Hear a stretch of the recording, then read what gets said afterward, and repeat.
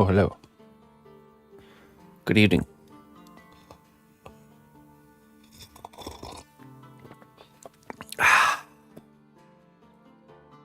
Oh.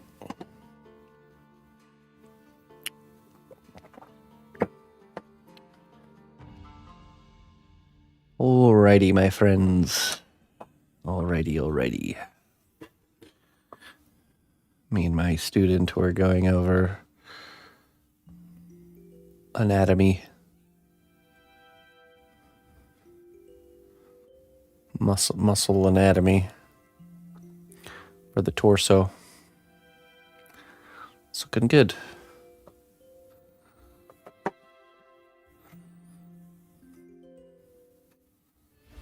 Good day, dear friend. Your contribution to the growth of our kingdom is invaluable. Thank you for Mauricio. your devotion.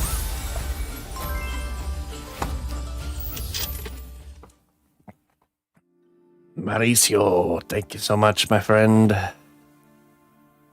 Thank you very much. I'll get you some wisdom. Thank you for your support.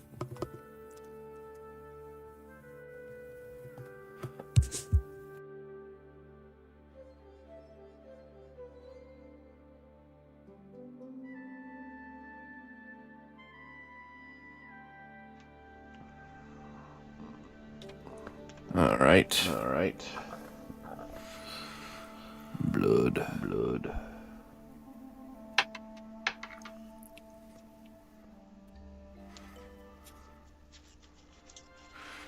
Even old wounds can bloom into wisdom if you let them breathe.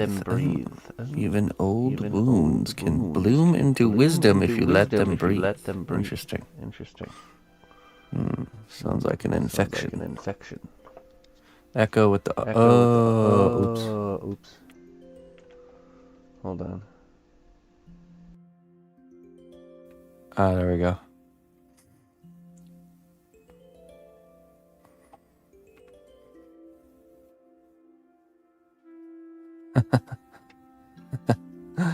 Nice. It was the microphone on the shirt cam. That made that wisdom sound even more profound.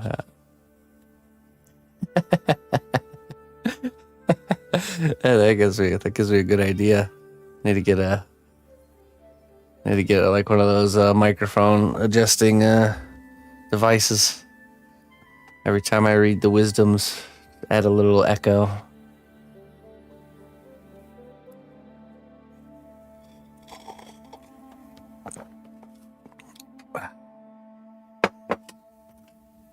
Politics.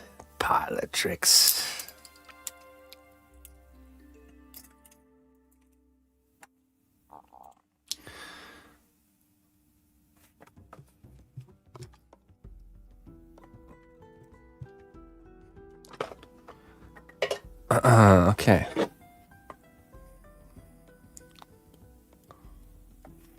I'm actually excited to work on that more. I always get excited for new projects. Okay, put that over there. Okay.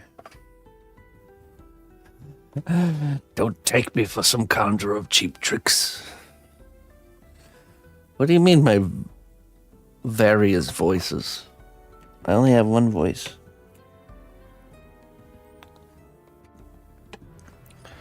All right, let's start off with the duplication process. Get that going here.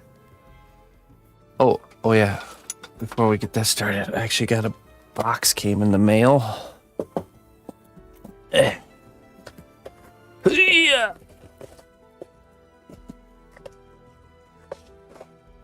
Check it out. That's the good box right there. Or the poor postal man when they have to deliver this thing. Like, why does this guy keep ordering lead bricks?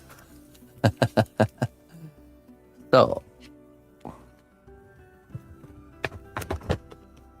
yeah, that's I'm doing a so one of the best ways to do if we're gonna do like consecutive one-on-one lessons is to work through the entirety of a project together, basically, start to finish. So it's like what we do with the classes, but just way more feedback, essentially, where I'm really looking at, you know, when you follow along on a class, you don't get that direct feedback, you know. You're basically working on your own and then just following the steps. But with the one-on-one session, I'm able to look at your steps and let you know how things are looking and if we can make any changes each step of the way, you know. So that's what we're doing right now. Are there more classes coming? I think probably. I just don't know. I just can't say for sure when. Things have just gotten so busy.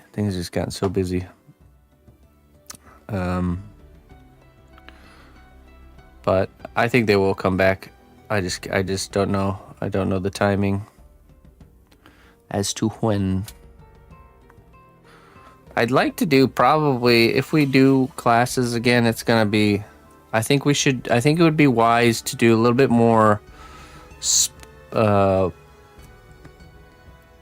classes that revolve around a very specific thing or some small projects to kind of bolster our ranks. We still need to see how you do. Yeah. Oh yeah. Sorry. We still need to finish the robot. Yeah. So once we go back to our normal lineup, regular class for the robot will continue. I was speaking more to the. We still have like one more session with the robot, basically. I was speaking more to after the robot, if we're gonna do any more classes after that. And yes, we will. I just don't know. I don't know when. There'll be a kind of a break or pause. I think smaller projects would be good to get people's foot in the door instead of saying, "Hey, welcome to Sculpting. Now, let's do this 6-month-long project together." Trollhead class. Okay. The problem with Trollheads is that is a little bit more of an advanced thing because you're doing difficult things quickly. You know, that's the whole objective is I'm using my experience to be able to produce something that should take a long time really quickly instead of it taking a long time. Therefore, able to, you know, make the price what the price is, you know. Speaking of Trollheads, this Thursday is Trollheads, so if you are interested in getting a Trollhead made this week, make sure you tune in on Thursday and not Friday, because Friday is Emma's birthday. Yeah, make a ball. Basically.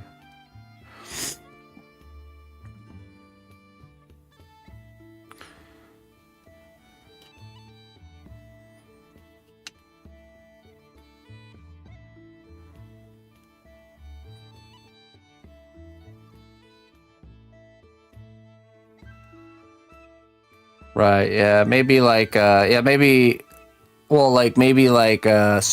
sculpting, like basic head sculpting or something like that, where we just really focus on a head. Maybe even doing like a troll head prompt, but like I just slowly work through that prompt and I just really articulate what's going on in my head and how I plan to make it, you know, kind of thing. With the intent that you guys follow along and produce a similar head or something like that.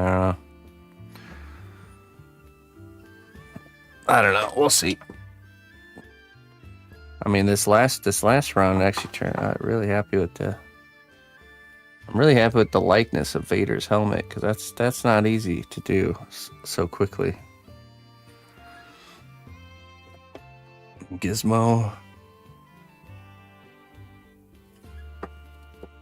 And the Venom.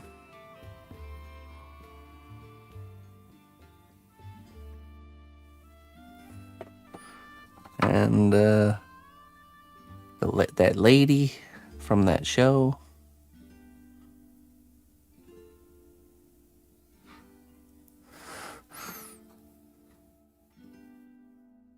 Zombie head.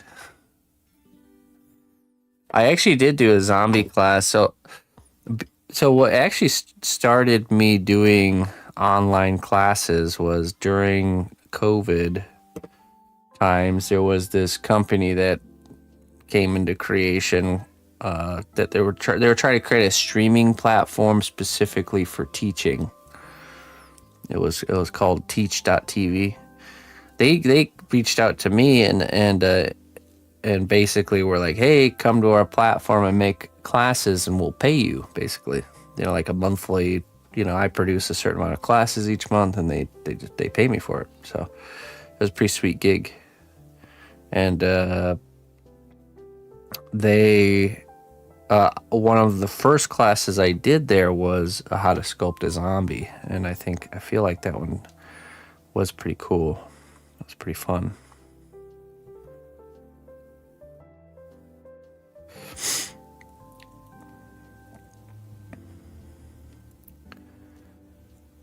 But just like with sculpting, teaching improves with more repetition. I could honestly see even going back and doing like a Woodland Gremlin 2.0, where we sharpen things, where we take it,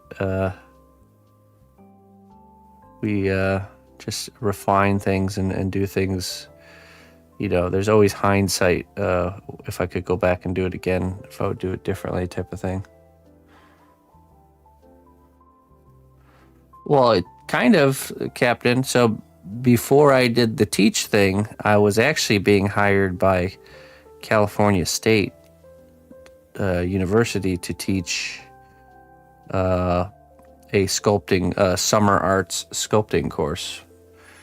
So it was like a really intensive 5-day sculpting course. So they would fly me out each summer to teach that. It was going really well, but COVID ended it, of course. They started it back up again, but it just wasn't working out for what I had going on at the time. So they ended up getting someone else to teach the sculpting portion, and it went really terribly wrong, and that ended that class. So maybe they will start it again at some point. So the class was this. It was actually really cool. So first of all, I was like, how do you guys even hear about me? Like, why are you contacting somebody with no... Because before that, I had no prior teaching experience. Like nothing other than stream. The guy who ran the class, his name is Frank. He's such a character. He's a good guy. But he's the one who reached out to me, offering me this gig. And of course, I actually thought it was it had to be some form of like a scam or something. But I was entertaining the idea. Like I just was in disbelief that California State wanted me to teach sculpting for them, especially at that time in my life. So, but I entertained it all the way to the point where I even got on the plane to go there. So, stay away from me, weirdos. But wait, let me listen to what you have to say first. That's that exactly. So then,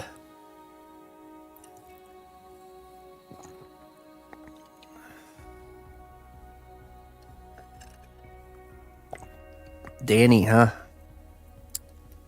So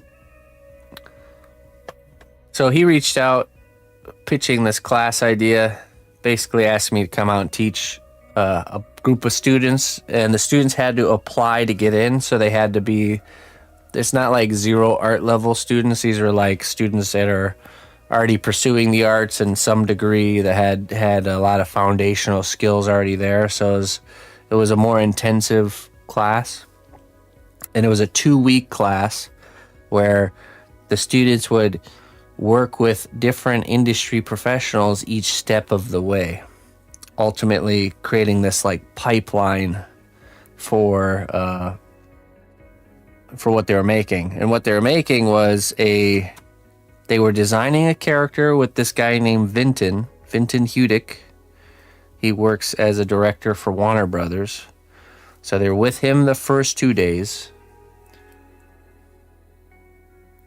Was that long ago? It was that long ago, actually. That was a long time ago at this point. Time keeps moving, Mr. Kai. Time keeps on moving. And they would design a character, humanoid character with Vinton, and he would go into like details of what makes a good design of a character and 2-dimensional illustration stuff and everything. And then I was step number 2. So then they come to me after their 2 days with Vinton, and I would help them take their concept and sculpt the character 3-dimensionally with Shavant. We use Shavant in an A-frame position, A pose, so it's called. Basically, the character standing there with its arms to the side, not with it in pose, not with the character posed, basically. And they were with me for 5 days, and I would take them through the entire sculpting process. Then after me, they go to this guy named Danny, and he was a photogrammetry expert. So he worked in the industry doing photogrammetry, which is essentially 3D scanning with a camera, and all the various kind of forms of 3D scanning. And so they'd take their 3-dimensional clay sculpture and they'd scan it into the computer, and then work with another professional in ZBrush to clean up the scans and get it rigged for animation. So they put digital bones in it so they could animate it. Then this other guy named Chris, who worked with this company named Xardas, I think is what it's called.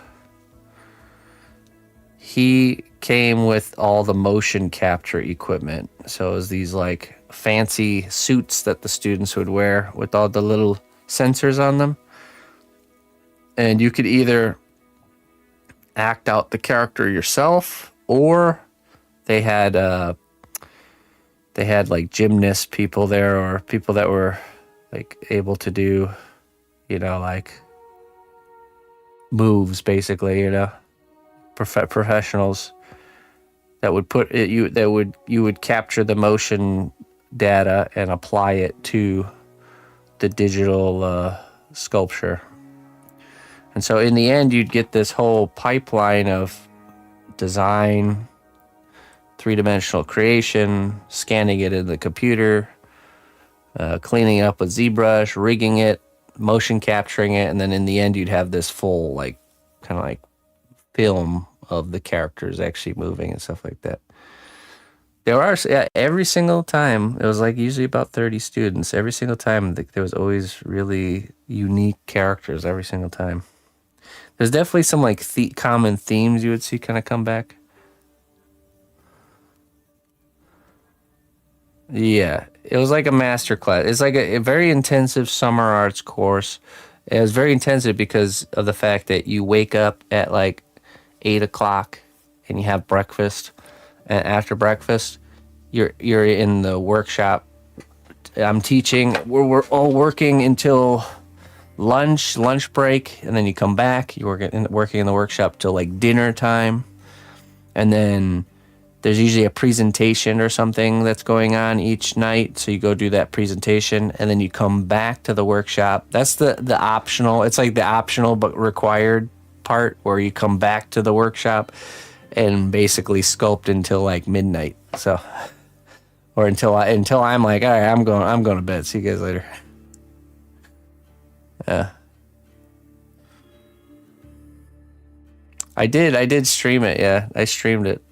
One year we were able to get the stream going. It was like right when every year we kind of got more and more, it got better. So it got to the point where I actually had a stream set up, and the stream was able to see students coming in and showing me what they're working on, asking questions, and then I'd show them what I would do and how I would change it, and yeah.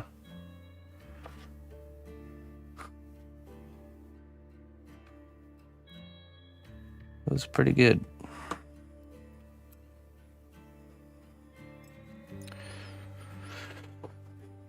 But yeah, so usually with that summer arts program, they never liked doing repeat classes because they just wanted like a fresh kind of lineup of classes each year. But ours, they liked so much, they actually allowed us to continue. It was like, I think we did 3 or 4 years in a row.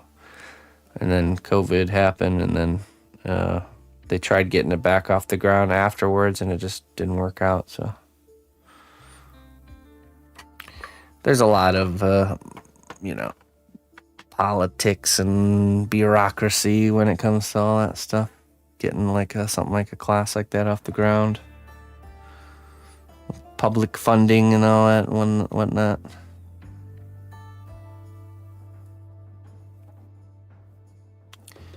First time we got a stream with Chris showing. Yeah, exactly.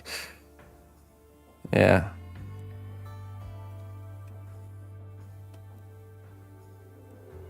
I showed photos and told what happened, and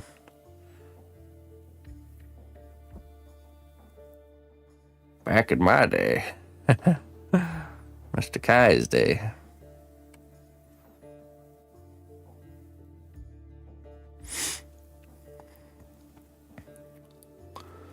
So, after I had done that the first time, I really realized how much teaching ability I had, thanks to the streaming, actually. Because, like I said, I had never taught before. But when you're on stream babbling about what you're doing all day, it really helps with doing it in a teaching. Just kind of making a little slight adjustment and doing it. Teaching about it. So it was not as hard of a kind of like a switch for me to make. Because, there's always that thought of like you can be good at doing something, but it doesn't necessarily mean you're good at doing that thing, But I definitely attribute my the beginning of my ability to teach from all the repetitive question asking during all my live streams prior to that moment. So yeah, then I guess I got the teaching bug at that point because that's when we started doing online teaching, and of course, in person is better. It is better because I can just see your beautiful sculpture in front of me that you think looks great, but something looks off and you don't know what it is, and I can just grab it and just say, we're just gonna go like this, and then I can look at the look of dread on the face as I do it.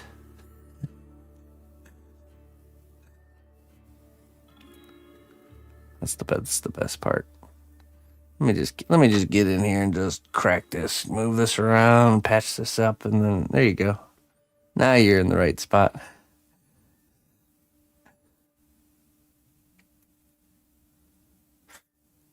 Yeah, exactly, Kybor. Yeah, that's what I mean by like all that just kind of like almost like subliminal experience with teaching, just by people asking questions on stream and stuff like that. it's a practiced thing, to be able to explain the thought process behind something, to like articulate words to explain something that you understand fully in your mind, but you need somebody else that doesn't understand to like articulate that to them, So.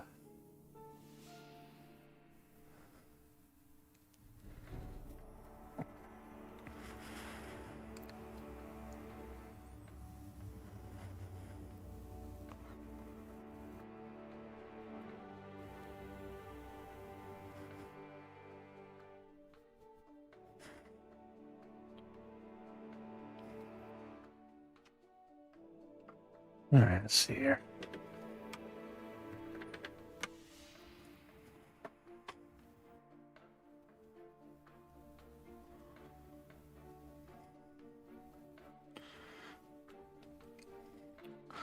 Too shy to ask for help. Yeah.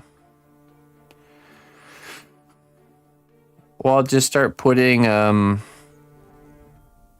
design your class in a way that they have to almost overcome checkpoints by showing you what's going on. Like, so one of the things I used to do when I would teach in person, nobody would be allowed to have tools, no sculpting tools until everyone got like a check of approval that the shapes and the frame and all the basic shape stuff was done. And then it's like, okay, now you can have your tools. Now you can start detailing and texturing and all that stuff. So you can create checkpoints essentially where they have to basically show their work, and you can kind of advise them what's looking right and what's not looking right. And yeah.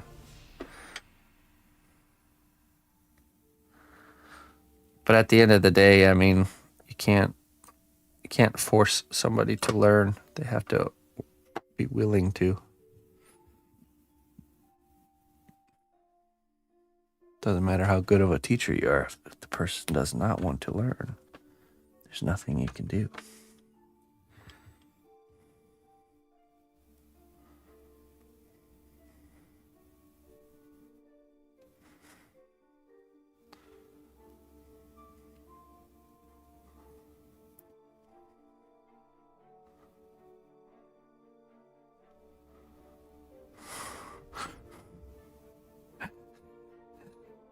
That's so funny. Like, what is your parent supposed to do with the information? Your child is shy and quiet. All right, yeah, sure. Let me confront them with their shyness and tell them to stop doing that. That should help. Hey, kid, teacher says you're too quiet. I need you to speak up.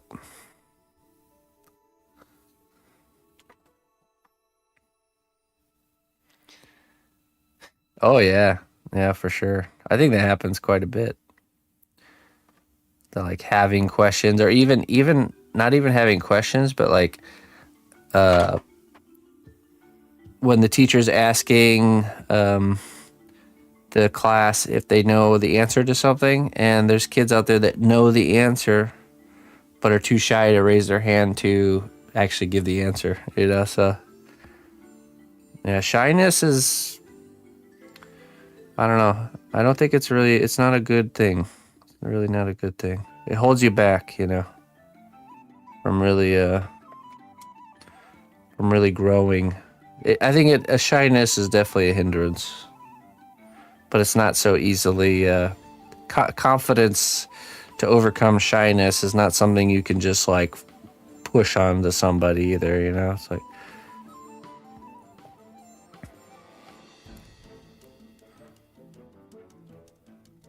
it's a confidence, I think, that just has to be built up through kind of little exposures, really.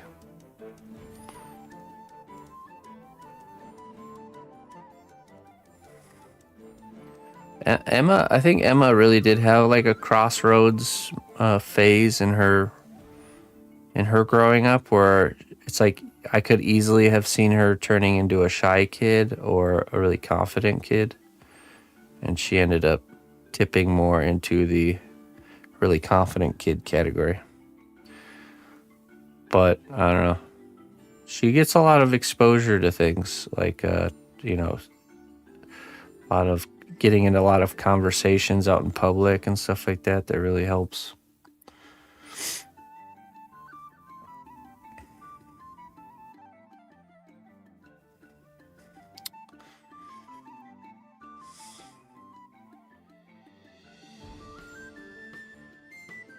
Right, yeah. I believe that, Scorch, actually. I could totally see that being the case. That something causes that. And it might not be something that we would consider to be traumatic, you know, like as fully grown people, but from a kid's perspective, you know, they're just so sensitive to things, you know.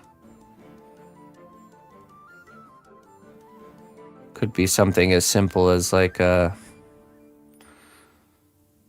just a way a situation was reacted to by somebody else. And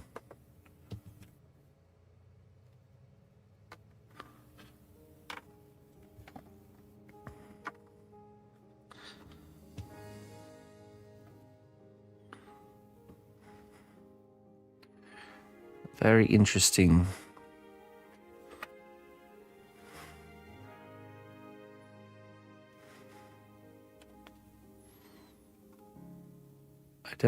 I definitely was more of a shy kid.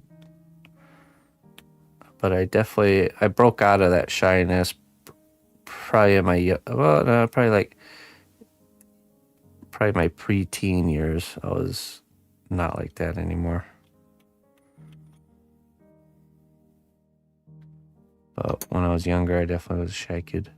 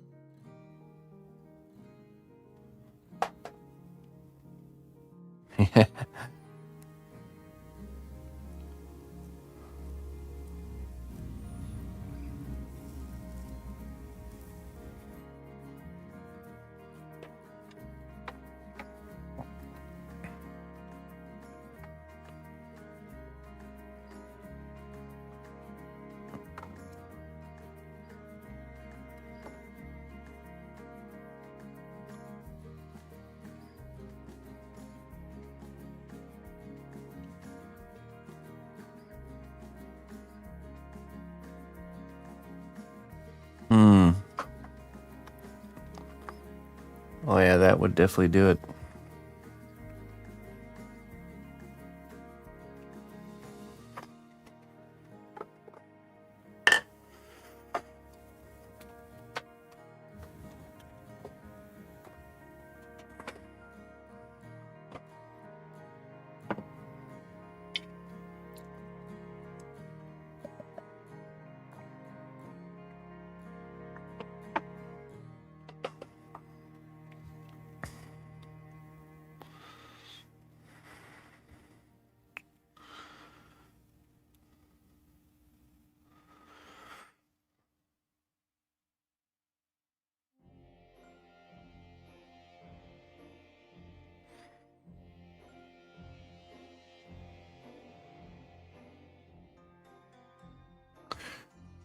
Bula. How do you do, Bula?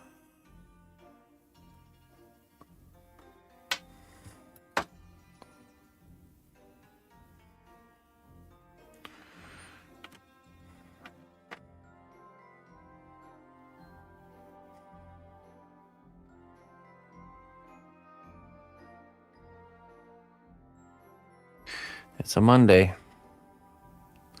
It's been a Monday here too, man. Very busy.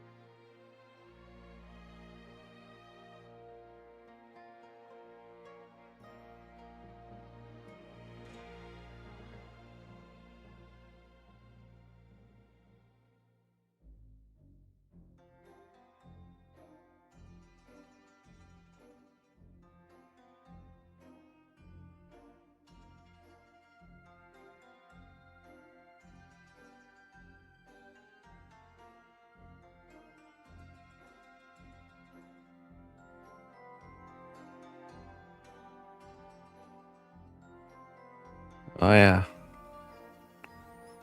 Man, I've had the itch to really get in the garden and work on some stuff, but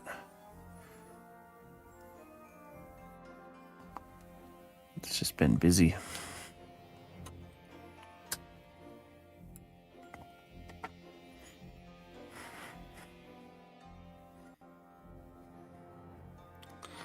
The artichokes are calling. Actually, me and Emma went on a expedition to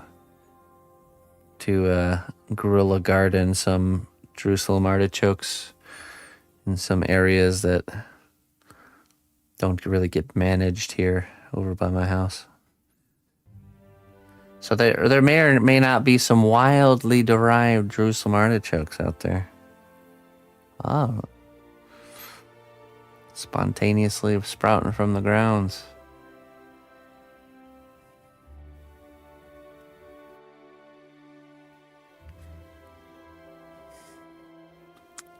None will be the wiser except for me.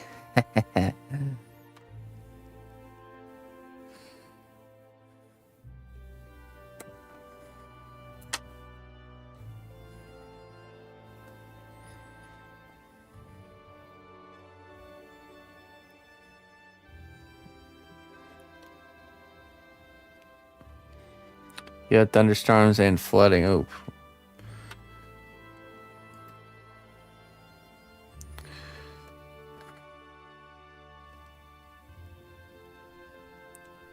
Is it normally a rainy time of year over there by you, Saradini?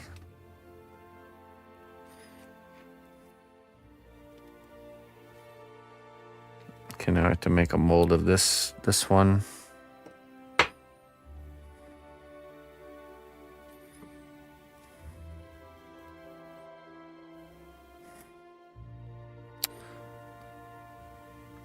Yeah, you're right, Captain. It's totally true, man. You spend so much time outside around plants, and I know how that is. And once you know how to identify a plant and you know what it's used for and all that stuff, you just see it. It's like these plants you would just never saw or never really paid much attention to. It's like, boom, they're just there. You know how like in games when you have like an ability to turn on to see the harvestable plants and they like kind of like glow, like they stand out from the rest when you activate that ability? That's exactly how it really is like when you get good with or you get some experience with plant ID. They just jump, you just see, I see them like when I'm driving down the highway, I see like plants on the side of the road and I'm like, oh yeah. Oh, hey, there's some of that over there. There's just some giant mullein stalks over there. Go get them.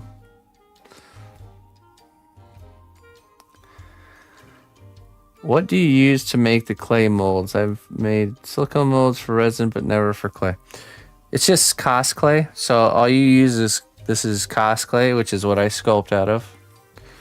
I sculpt an original part like this. And then I bake it on the piece of wood. So this has been hardened.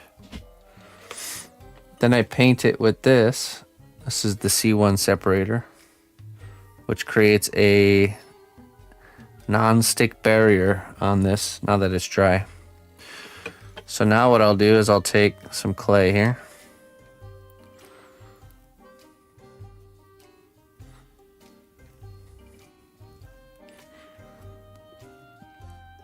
It's all Cos clay, yep. The original is Cos clay too. So then I'll smush some clay on here. I'll push it down really firmly into all the detail.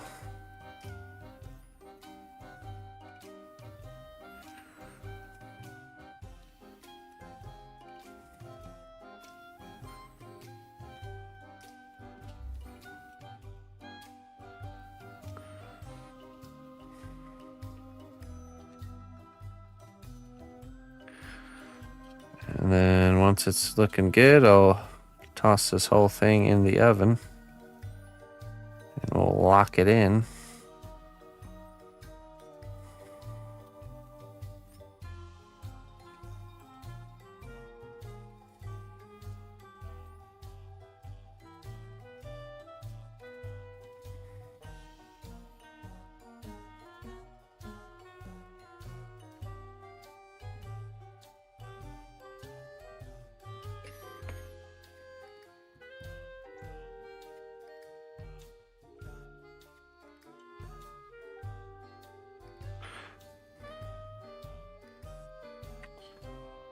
Yeah, this is a commission from THQ Nordic. That's right. For the launch of Gothic 1 Remake. Coming soon. You ever get issues with voids from air bubbles? No, no. If you're pushing heavy enough, you'll never get any air bubbles or nothing. I mean, you can see I've done this a lot of times here, especially on this piece. And, you know, we get really good results here. All right, so then, let's see here. Take a piece of wood here. We're going to take all these. These will all go in the oven. And once it's baked, you can remove the copy. So you harden it first before you remove it.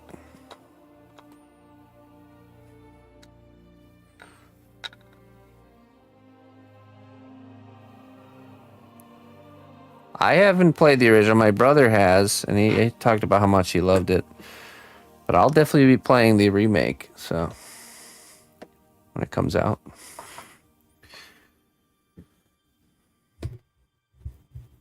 I've heard that though, that it's a really quite a cult classic.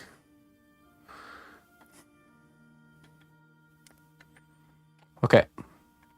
So all these will go in the oven, and we are going to sculpt. We have to sculpt a couple of a couple of unique walls. So we have a few walls in this that are one-offs. So there's only one wall like this. So we'll do those unique walls.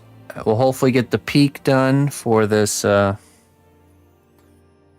the tower, and then we're pretty much set up for tomorrow to actually start building it. So, do they get brittle after multiple firings? No. To see this one right here, this one with the little smiley face on it, this one's been baked probably like 25 times already at this point. And it's gotten darker in color, but the flexibility hasn't changed and the detail's still there, so. Which this is normal for for all polymer clays, that you would think it's not like air dry clay where like the more it's cured, the more brittle it gets. It's like a plastic, so it's just the more it gets cured, the worst that can happen is some color changing. But if anything, the durability actually goes up with the more it's baked, which is interesting. I've definitely witnessed that. So, all right, I'll be right back. Get this in the oven, and we'll start sculpting those other pieces. I'll be right back.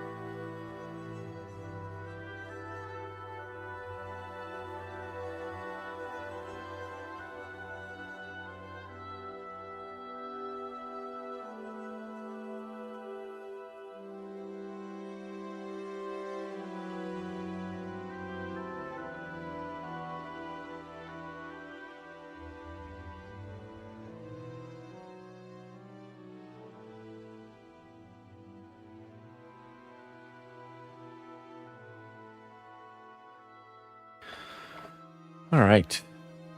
Let's see here.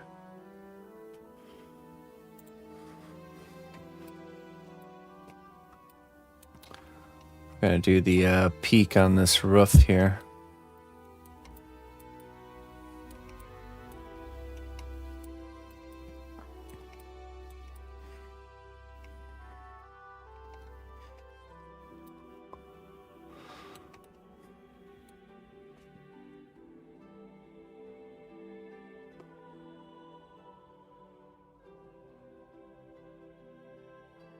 Forgot to grab that other piece.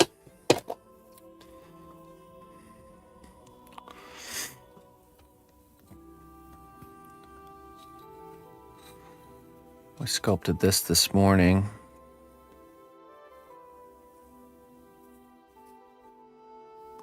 The Mrs. If you guys want to check out on my Instagram, let's see. Mrs. just dropped a video that shows the start to finish creation of the second character on the How to Train Your Dragon piece. If you guys would like to check that out, watch the video, give it a like and a comment. That would help boost it. The last video she did with that one really blew up, so who knows how much of that had to do with you guys getting involved and helping kind of boost it up at the beginning. Really can help cascade things, so. Let me see. I think there, what is the social? What's the command for that? You know what, I'll just give you the link.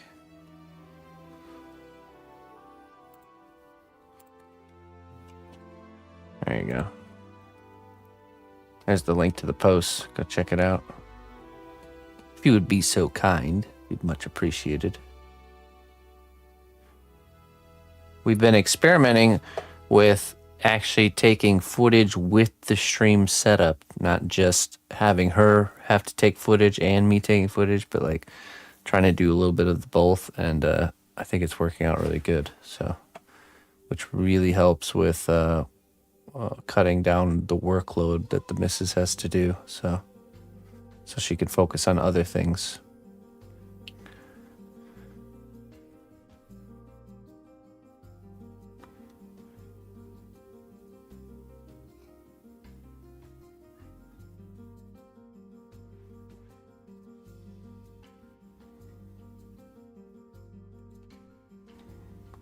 That looks really good.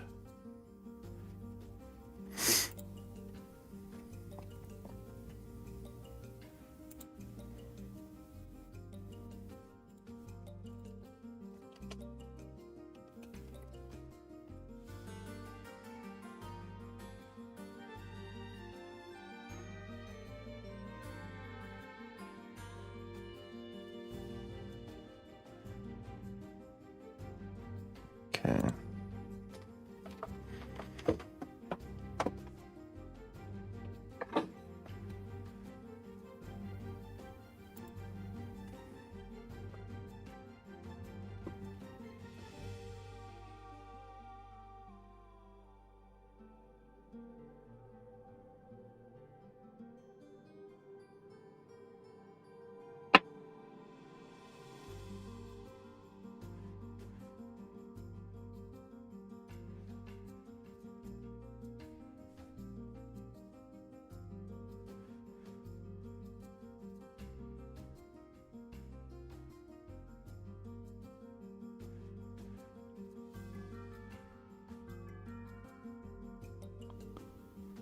That's basically what's going on there.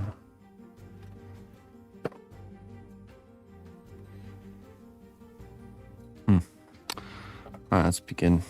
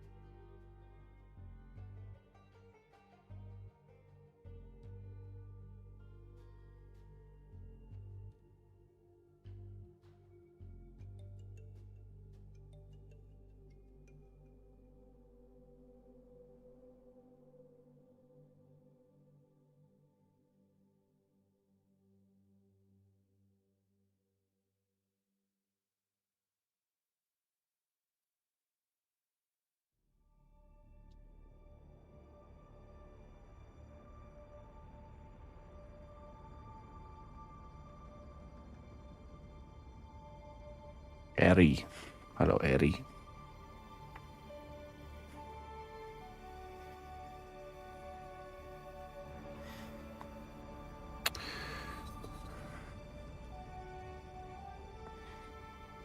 It is a tower.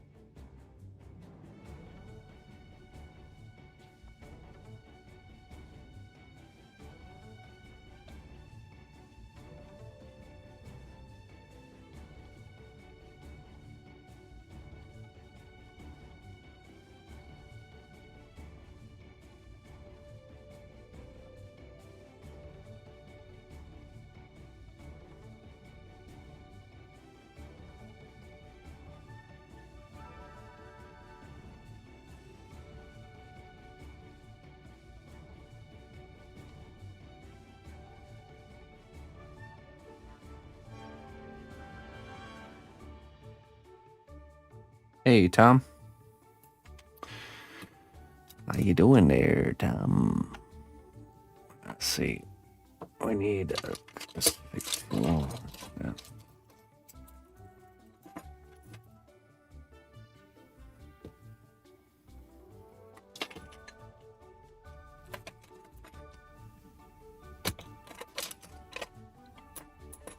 This one.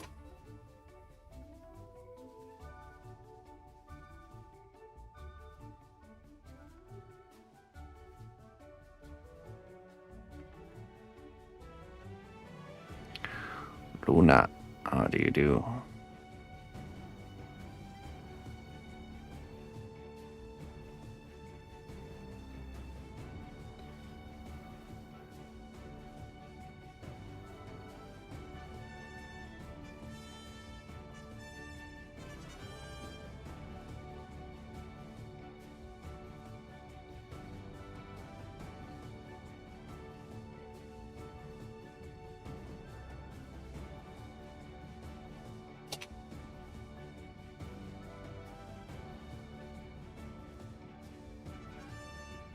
Ronan, how you doing, Ronan?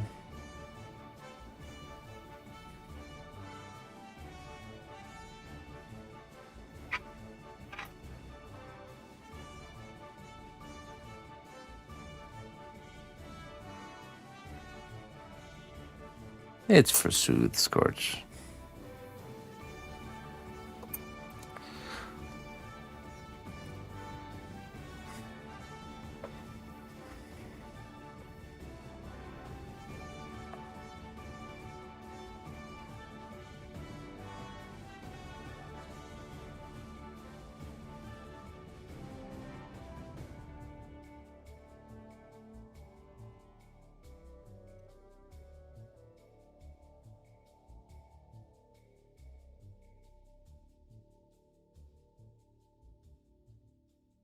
Brazil.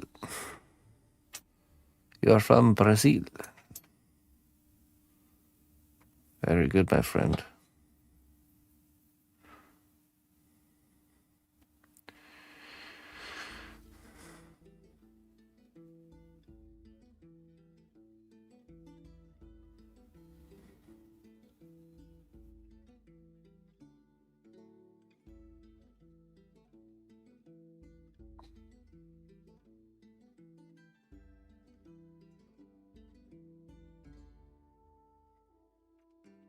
The dog's name is the dog now. It's not Ronan anymore. He is the dog.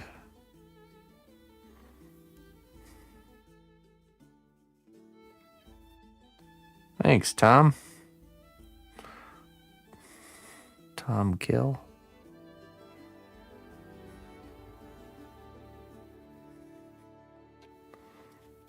Okay.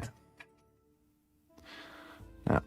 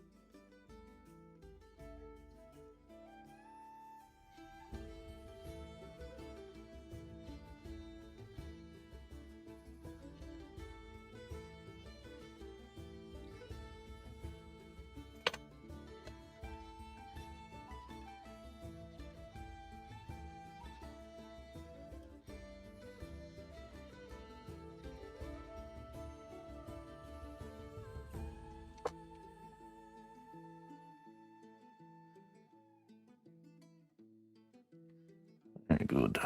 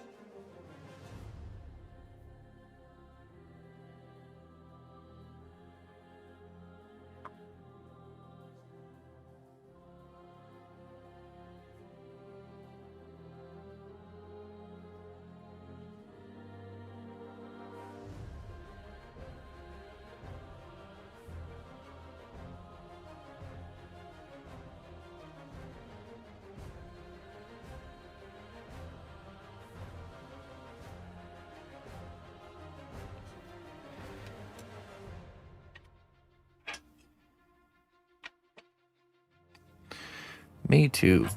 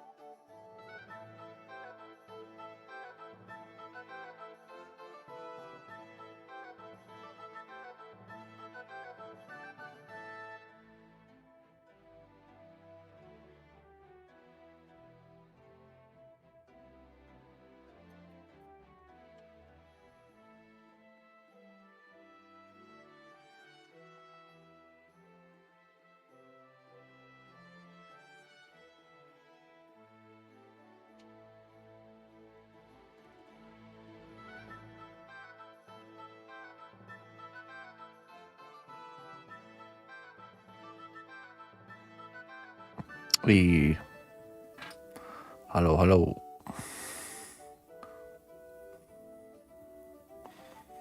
Good evening, friend.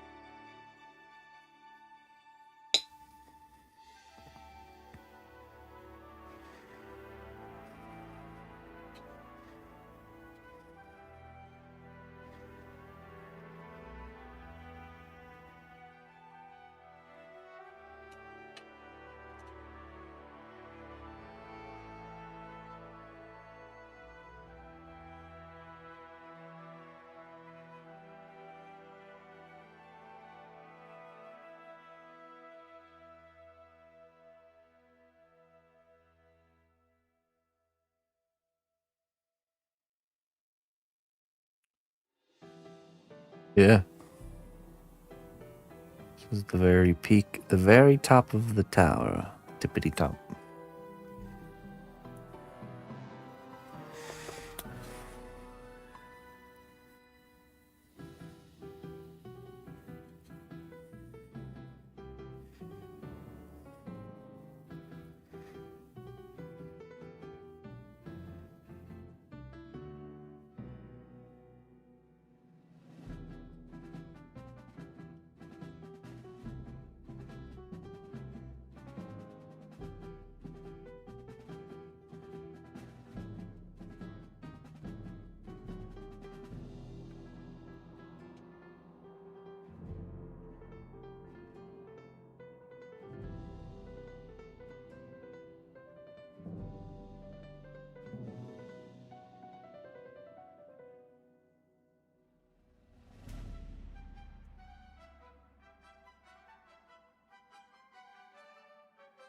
Hmm.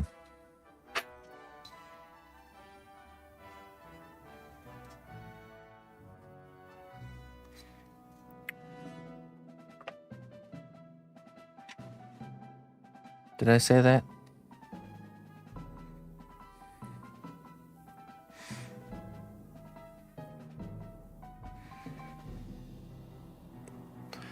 Good things take good time. Yes, this is true.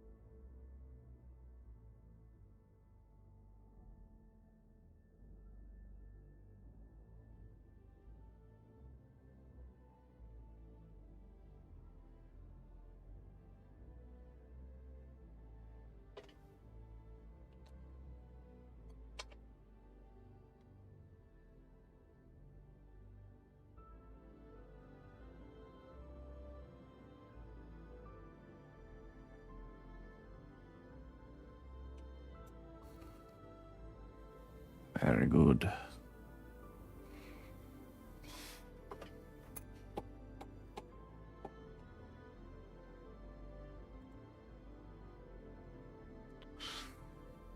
There's a cap on top of that. I'm wondering if we should bake it first.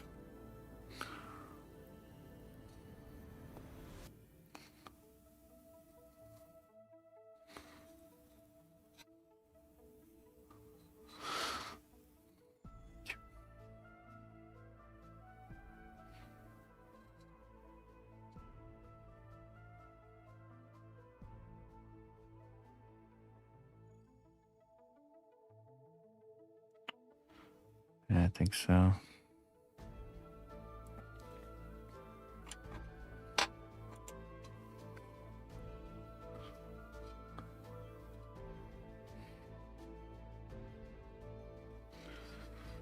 Let's bake this. We lock all this in here, and then we do. There's like a little cap right on the top.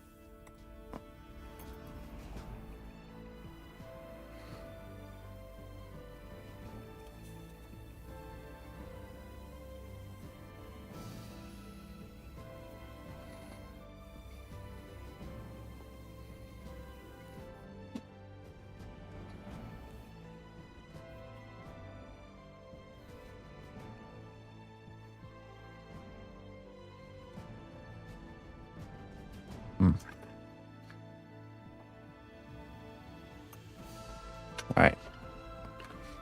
Let me throw that in the oven, and we will.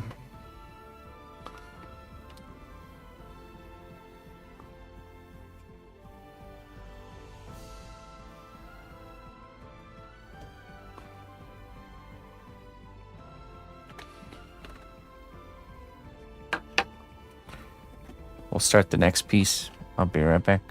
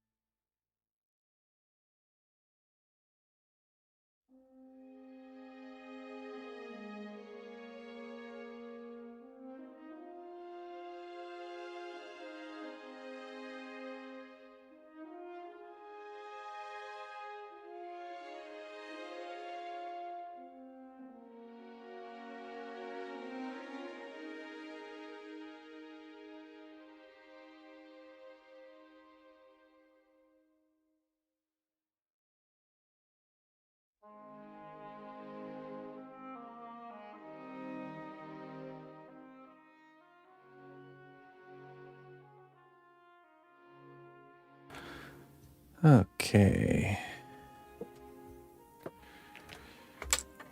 Get this off of the wood here.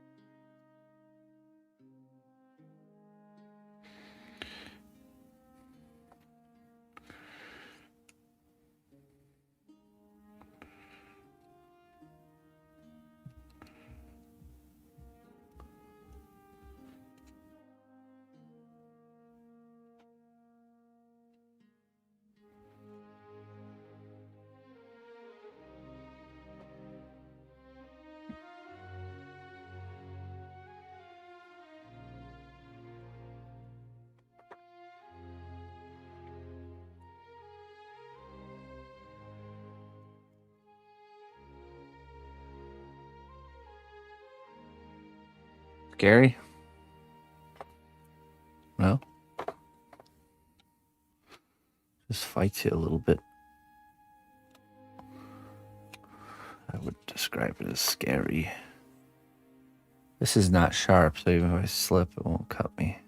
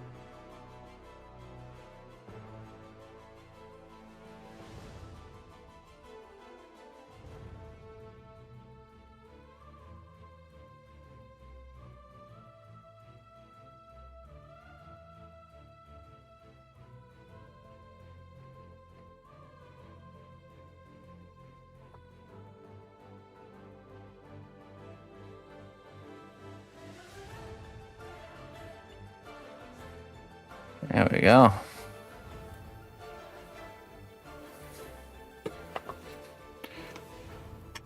I have to duplicate this one. Let's add the separator here.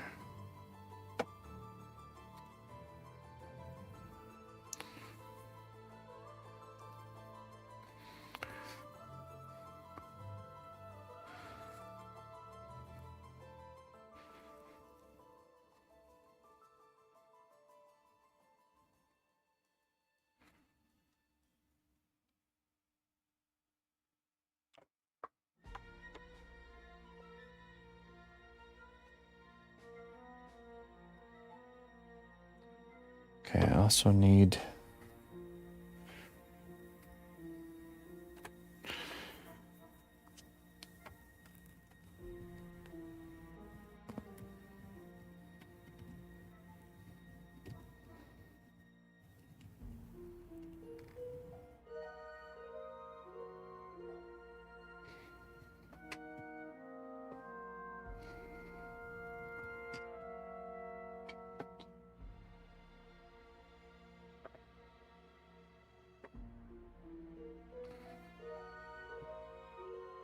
where's this part?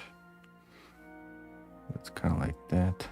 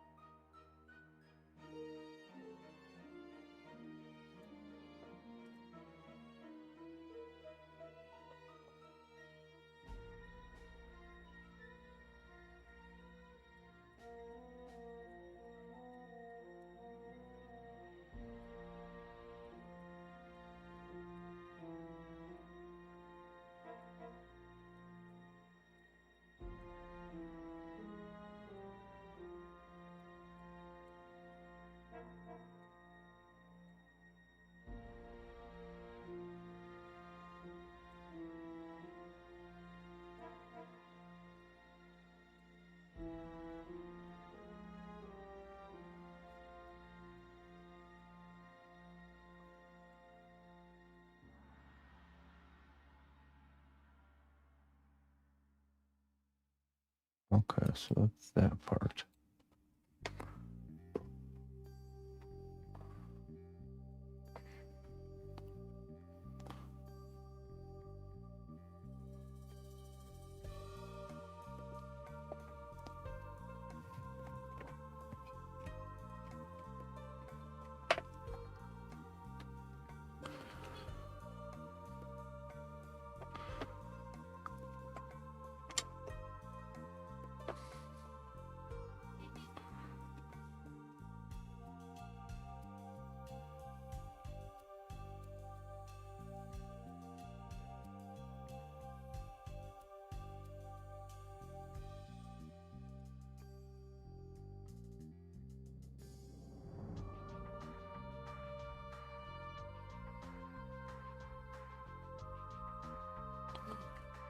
So I just sculpt this balcony next.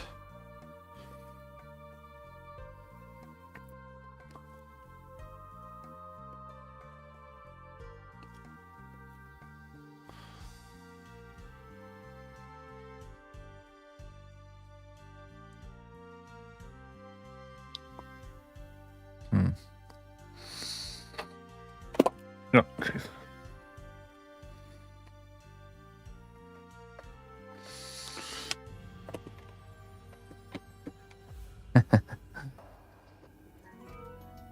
We're getting very close there, Mr. Deagle.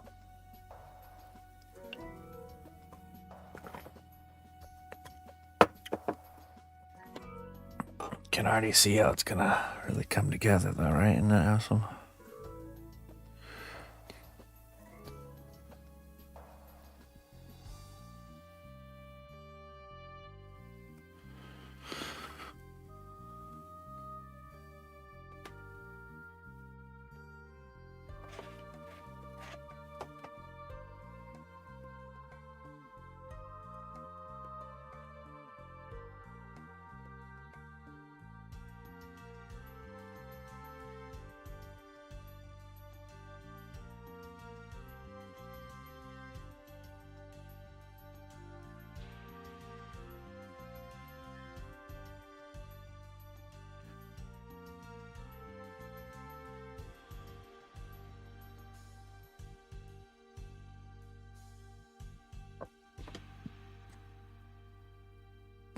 Oh, that's satisfying. That measurement matches up right there. That tells you everything will match up for sure. I have to be careful with sponsored works and slapping my logos on there. Yeah, cnotbusch made this. I mean, I did, but it is a little bit different with sponsored work. I'll probably consider a less obvious spot, like on the bottom side or something, underneath it. All right.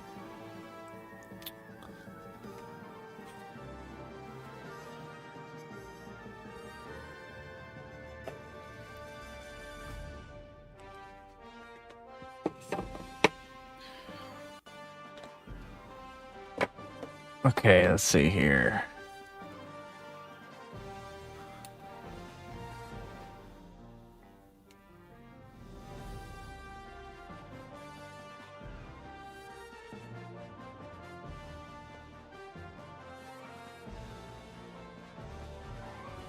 A flag set atop the highest tower. Yes, very good.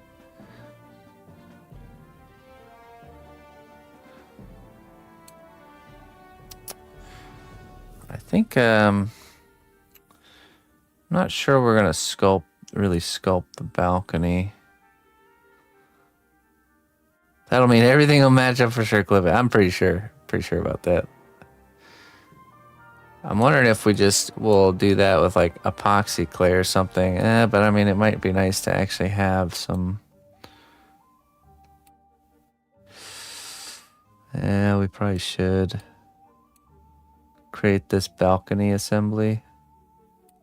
See, 1, 2, 3 panels.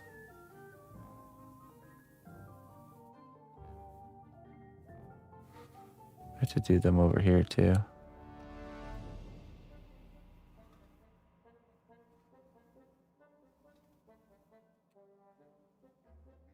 Put the logo in here.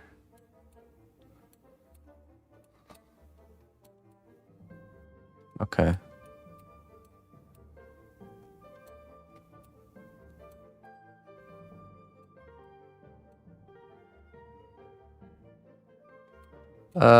I don't use computer apps for my designs. This is not my design.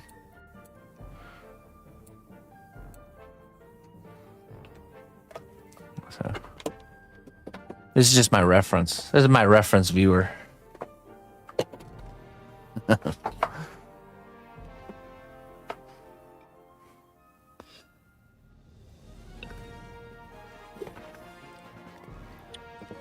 Okay.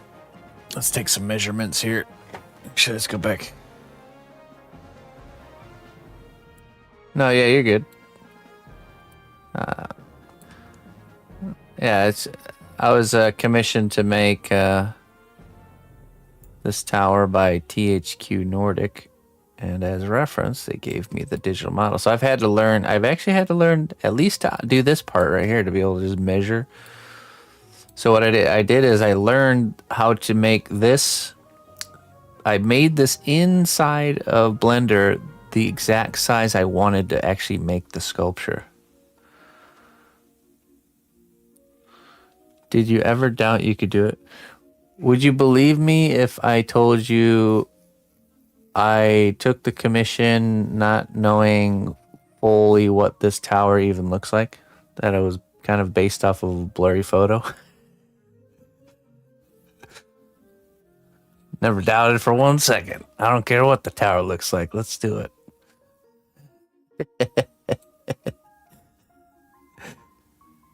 That's unbranded. Actually, do you want to see? Actually, let's see here. Okay, hold on. Let me show you.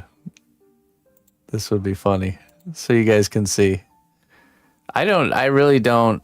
I've been through this type of process so many times where I just like get into something that is something I've never done before. There's a little bit of and I can honestly say I'm not really affected by that kind of stuff. It's exposure therapy at its finest, pretty much. Okay, let's see here. So let me find the original. Let me find the original email photo. Okay. So I mean, I guess I was kind of into it. I was kind of let's see. Let me just download this really quick.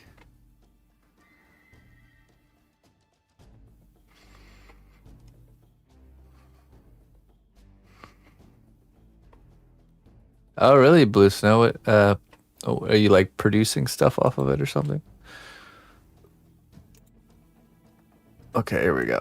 So this is the photo that was sent in the original email. Let's see. There we go. So, I mean, you can see that it is the tower. But, you know, it's one thing to see this and be like, ah, yeah, you know, no problem. And to see this in its full glorious detail.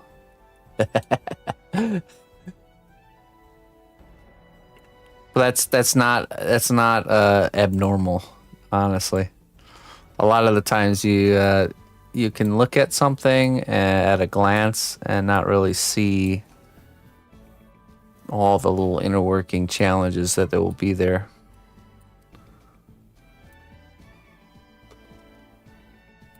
Is that mortar? No. I mean, I think the paint job would be pretty simple, though, to be honest.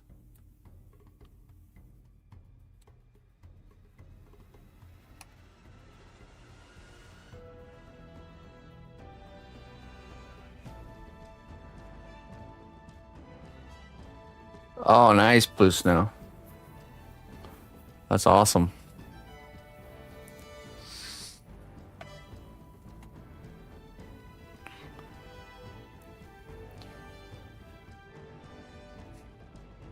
Hey, Ferdinand, how you doing?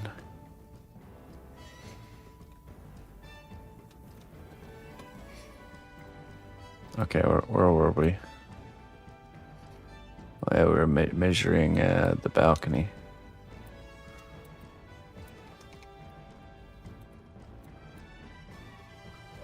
.3. Actually, you know what we need to do? We need to measure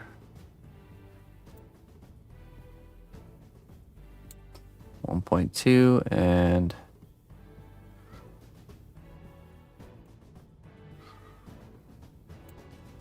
point.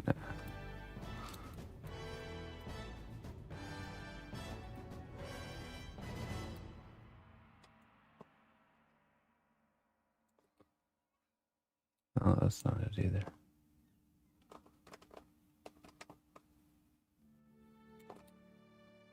There we go.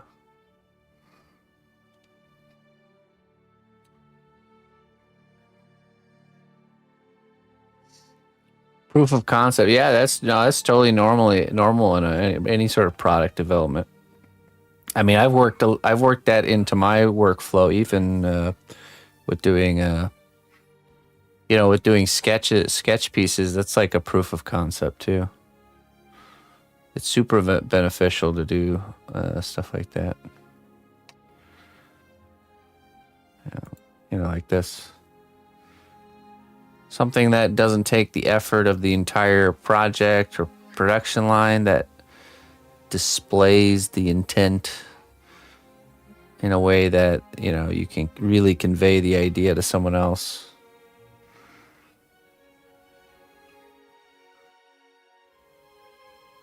Okay, so you're not setting up like a 3D printing or not 3 like a laser cutting service, basically.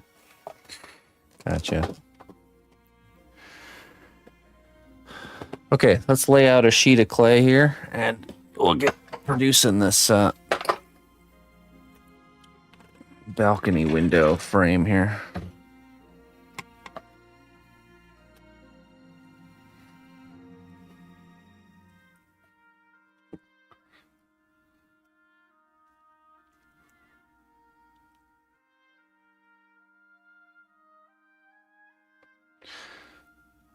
Right, yeah, exactly. For yourself and also to, you know, to pitch the idea or convey it to others. Because also, you know, a lot of times our ideas, we need to actualize them into reality to work out any kinks, you know, and there might also be just unforeseen things that you can't really tell until you have it kind of in front of you. All right, let's see. That should be good. Let's do a 1.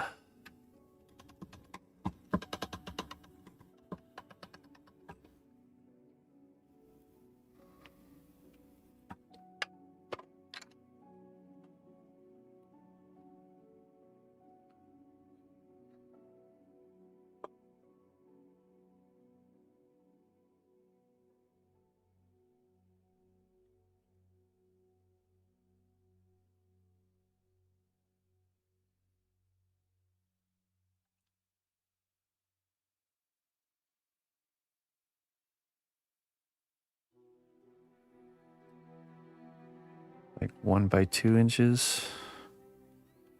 Let's go this way.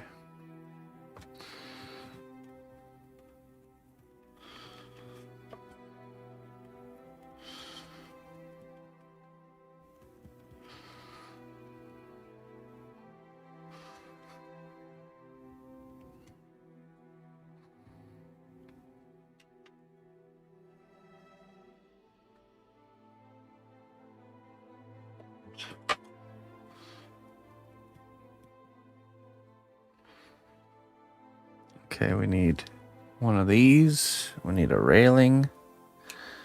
We need a bottom piece.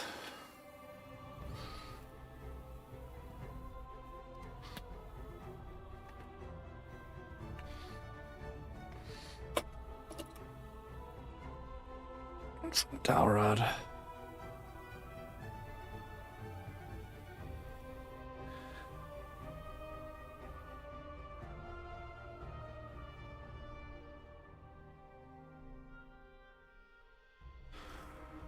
Oh yeah, of course.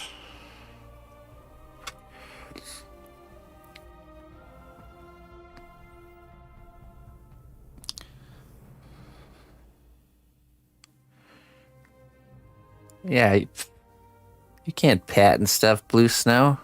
What do you think who do you think you are, Disney?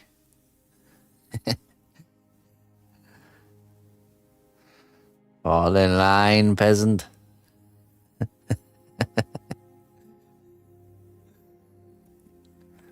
You will own nothing, not even ideas, Blue Snow.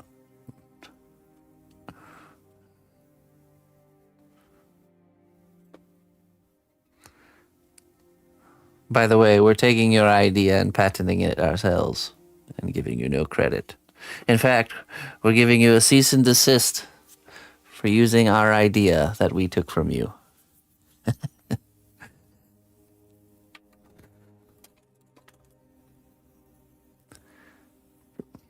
Stop using that idea that we fairly stolen ourselves.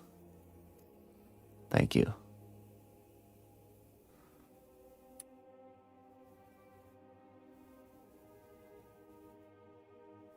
A product that can sustain you.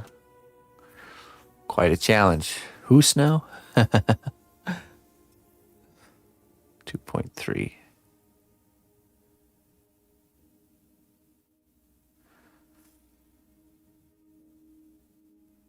Actually, you know what? Let's take let me see.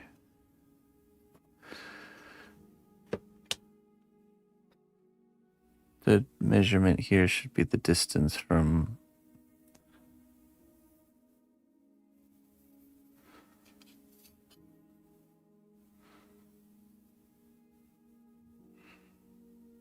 this one. Okay, this should all be the same. Let's see. Okay, so this should be 2 inches. Inch and an eighth. 2 inches tall.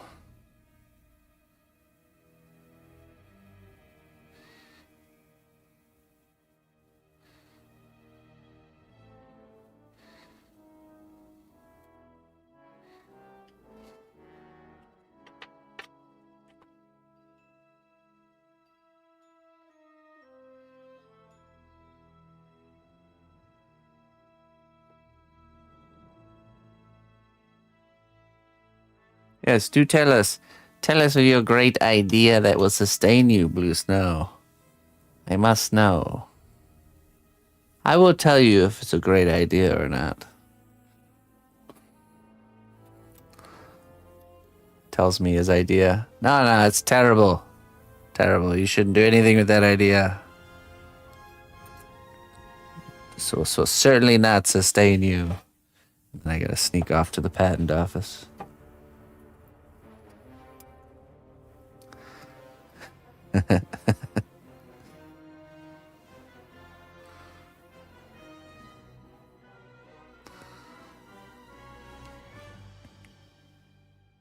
Mention an eighth.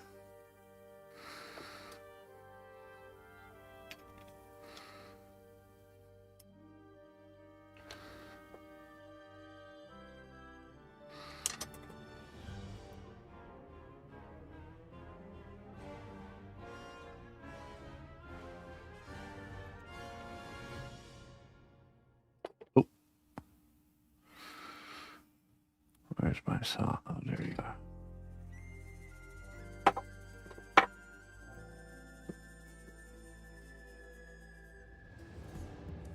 How you doing, Looney Lara?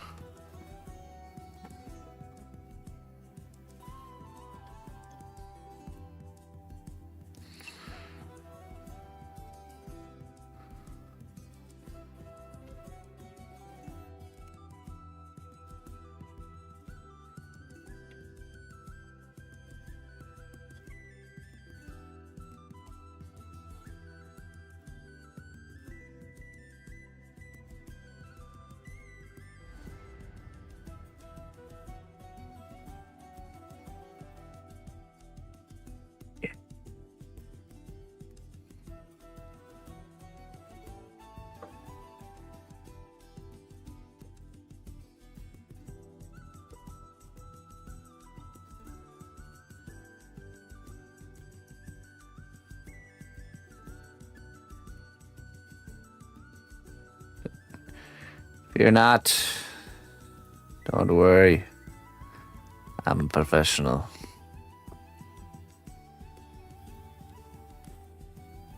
Oh, we need the railing first.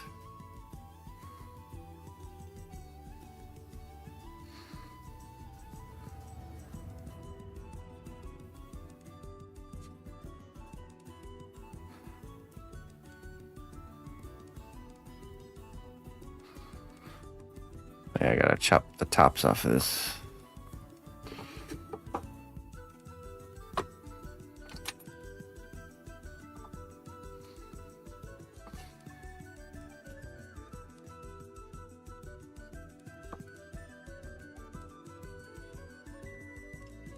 A Sawyer. I come from a long line of Sawyers.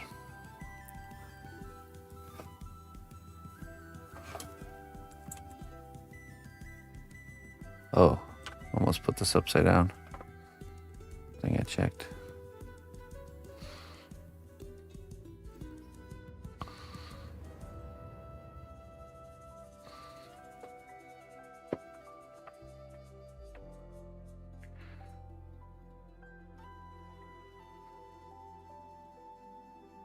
Wait, wrong one.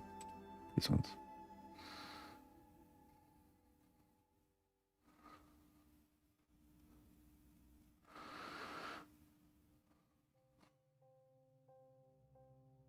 And then we have this one here.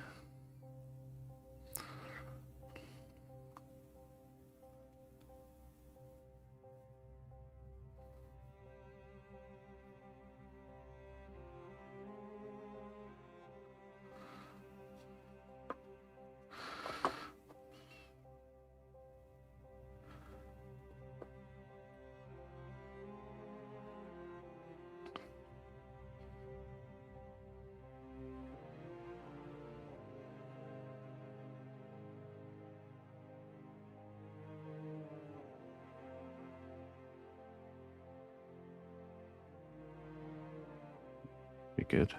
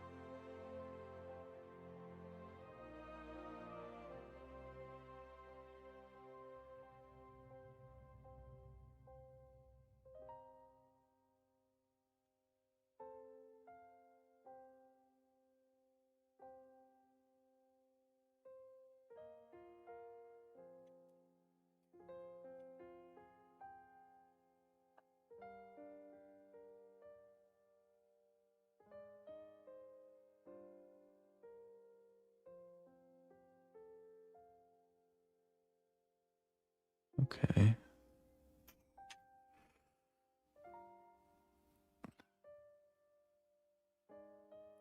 So, take these off.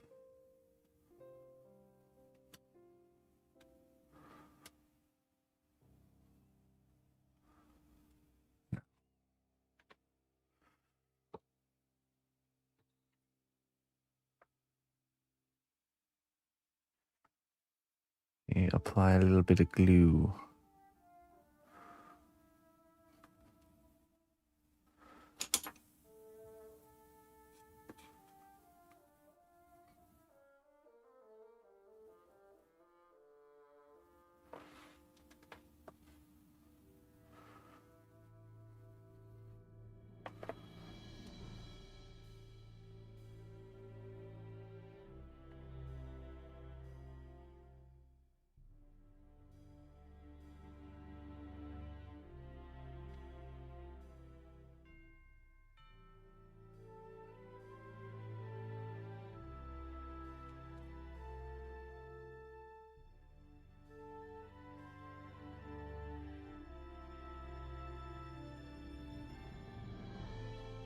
Stout, huh?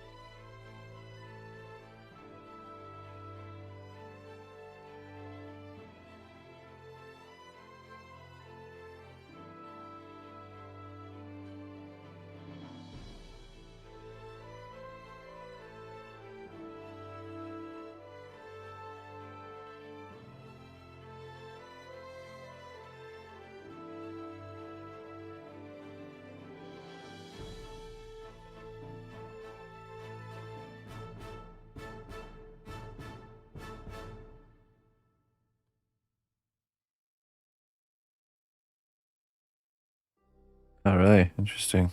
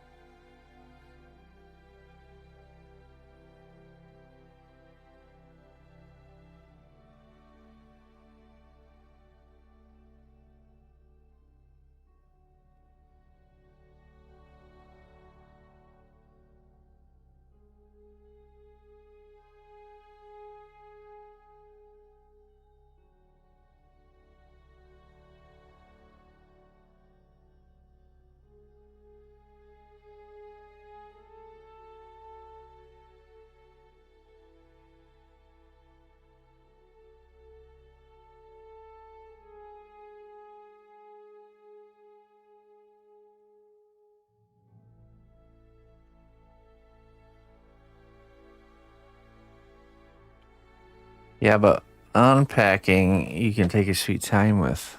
That's the benefit.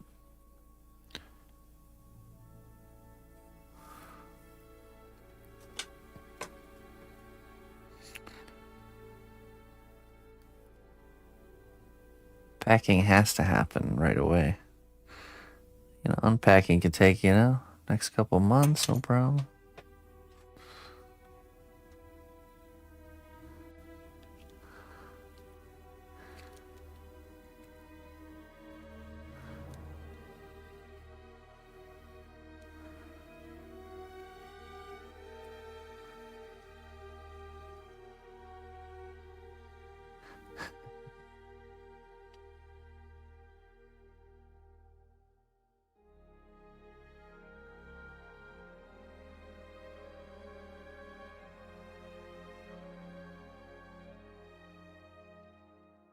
Yeah, just might as well just keep packed because then you don't have to pack again next time.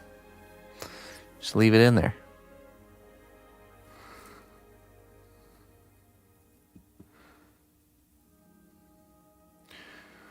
Now we gotta do this trim at the top here. Like fancy trimming.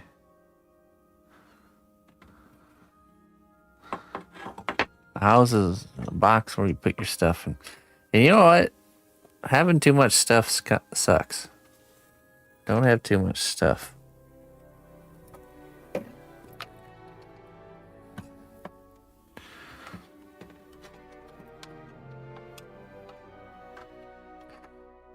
Stuff can be quite burdensome.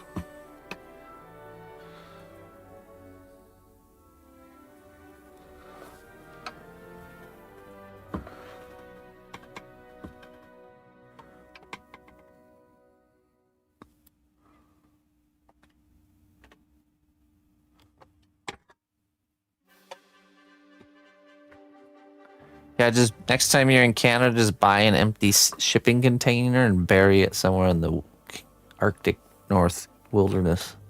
And then store all your Canadian stuff in there. Cash money, clothes, pretty much everything you need. I always thought that was a normal thing to do.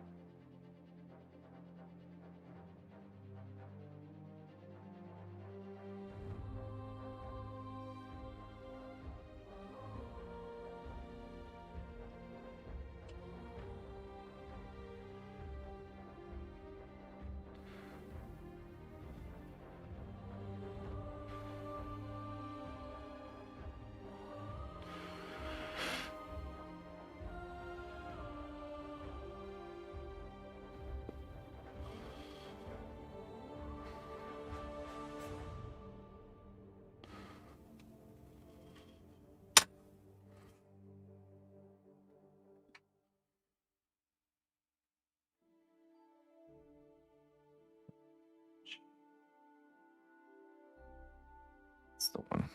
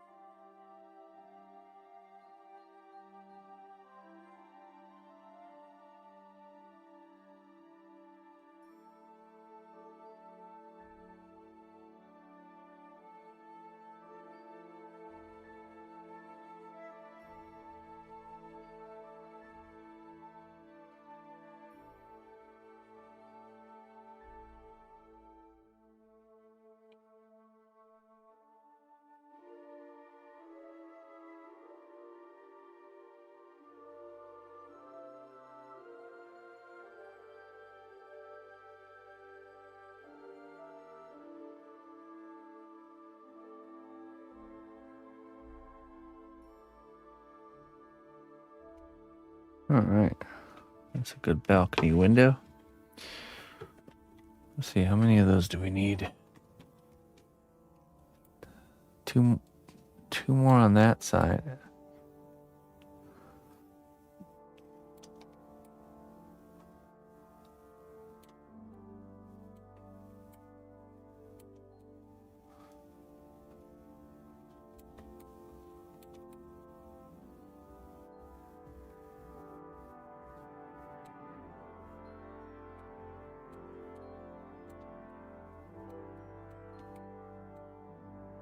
Am I still doing classes?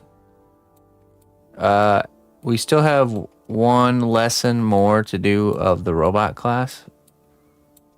But all my normal work has been put on pause to do these larger pieces I got kind of rolling through here.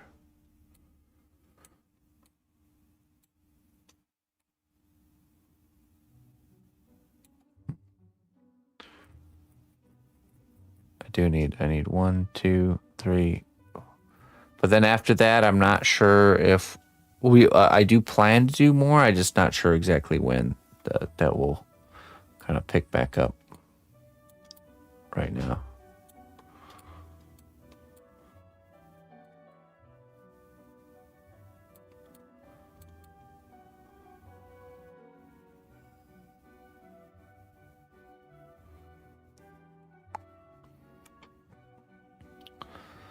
So let's see, I need 1, 2, 3. Wait, 1, 2.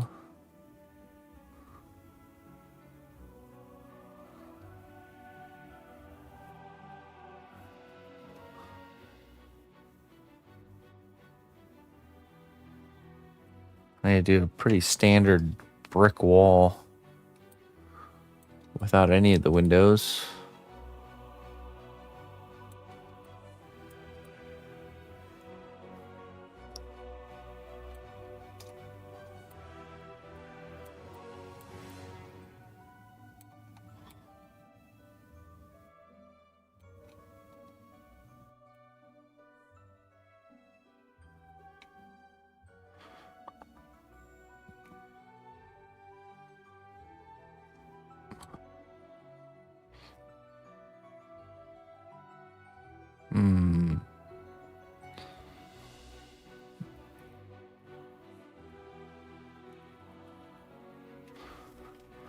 Yeah, right, Sardini. All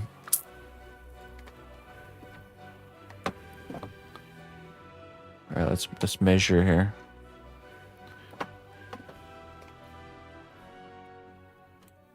So that's all of this done.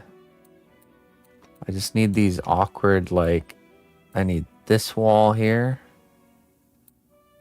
which is the same as this one, except this part bends and it's mirrored, so I can't just duplicate this. It's basically this one, but this part is bent and it's mirrored.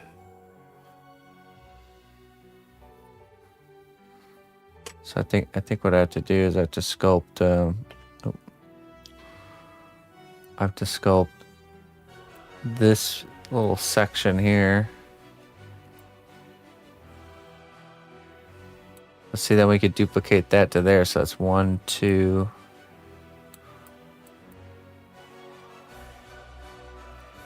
Three, 4, maybe 5. And then we got this tiny little, wall strip right here.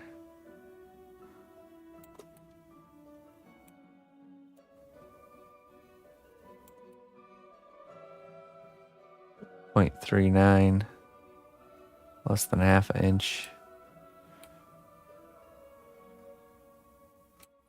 What about this one?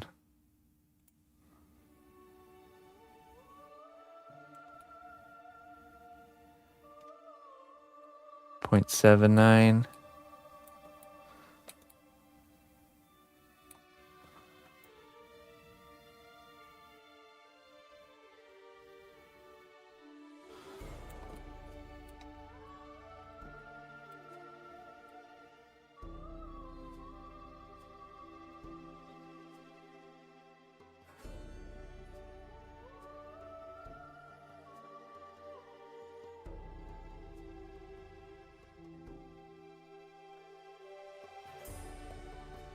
about the same.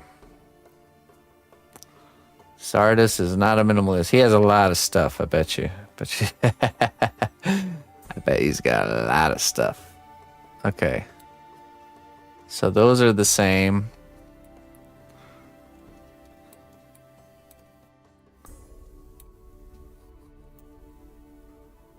I bet that's about the same too. And so that, okay, so that's those 4 are the same. So I have to make this one here, one of these, and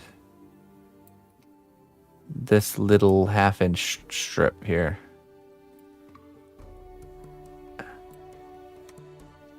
And then once I duplicate the wait, hold on. Are these the same?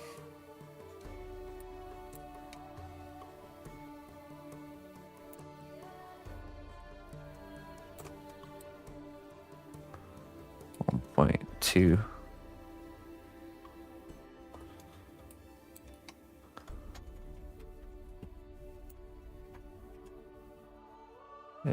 Yeah, basically.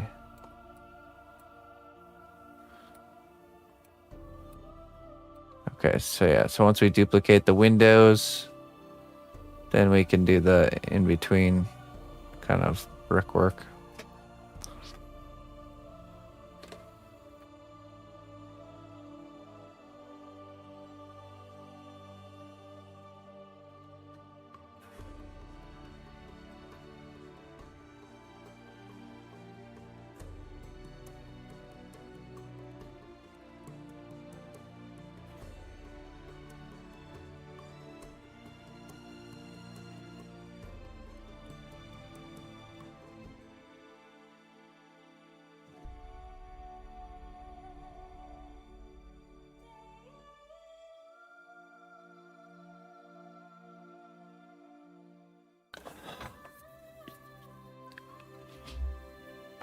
All right, let's see.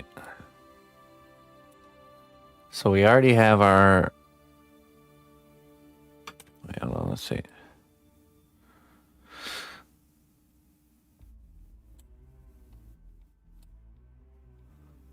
So this should be 1 segment.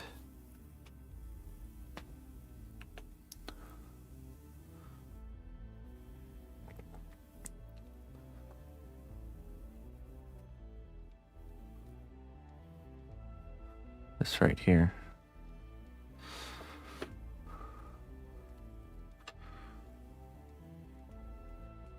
See, that's a little bit wider, kind of like this.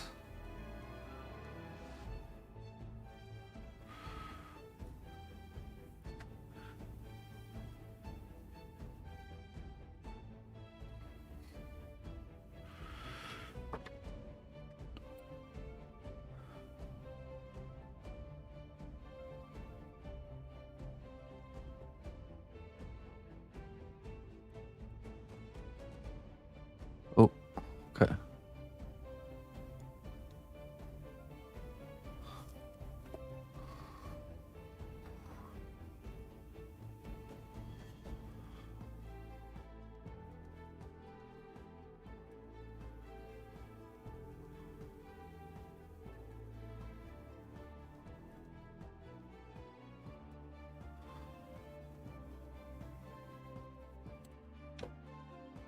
Hold on.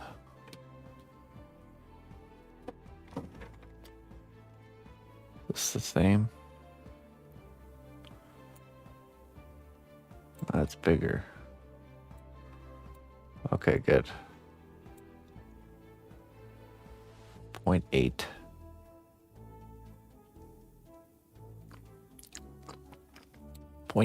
Okay.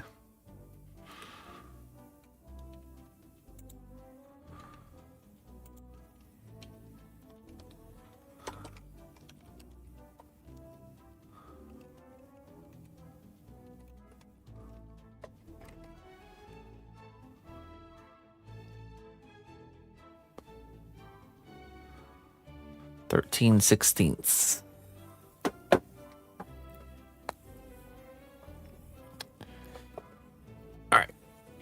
That's enough mathing. Let's get to building.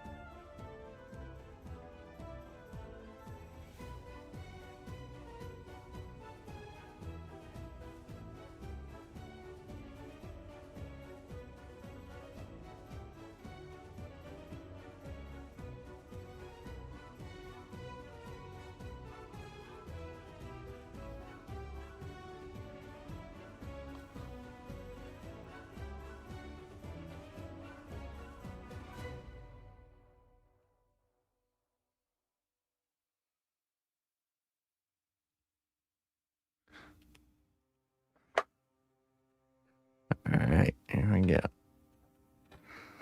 Oh, I think we're setting here.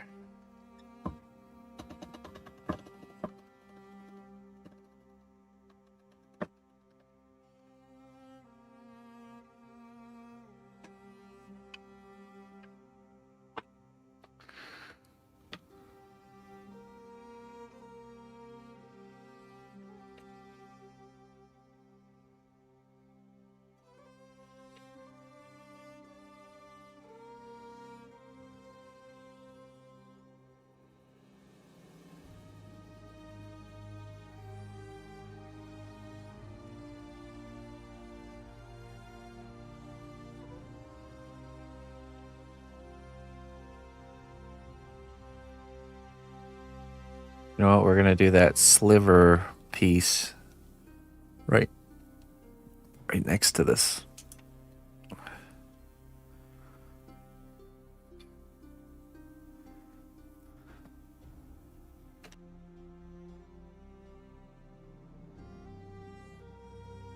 Excuse me.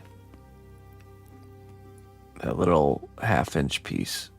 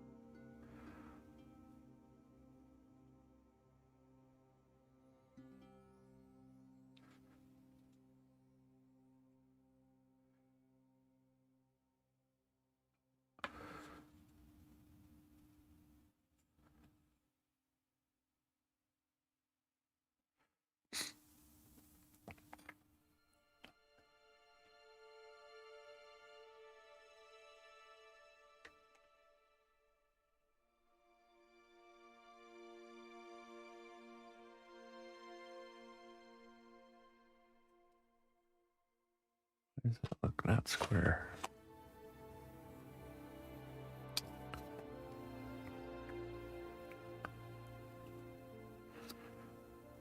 That's because it's not square.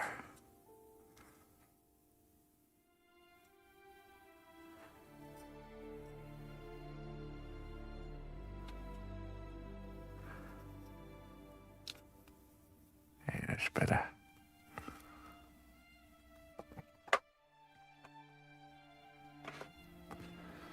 I'm gonna say 12/16.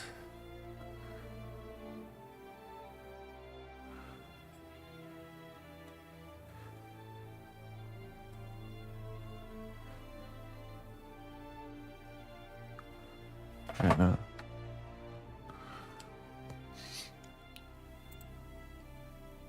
13. There we go.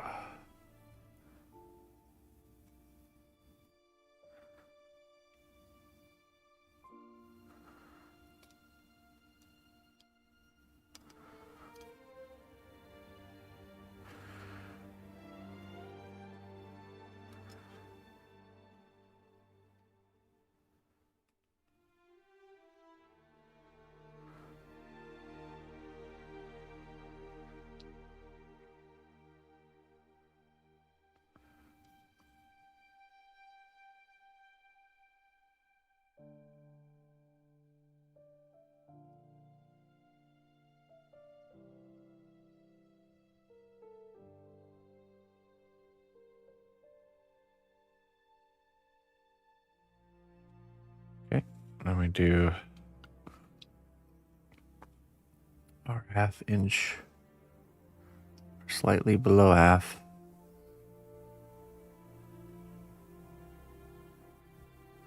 Right there.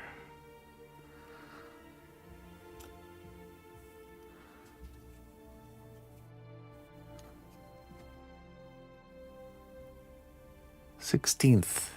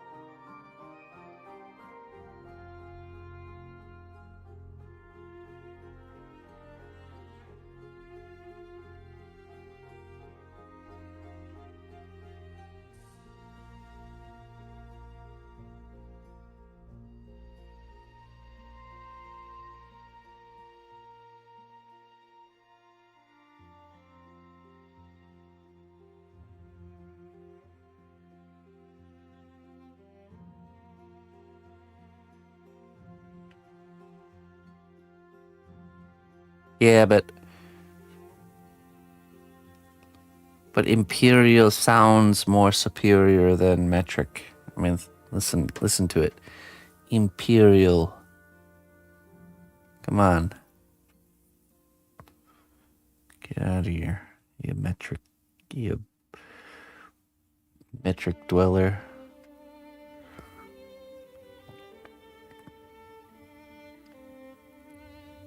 Doesn't even have a cool name.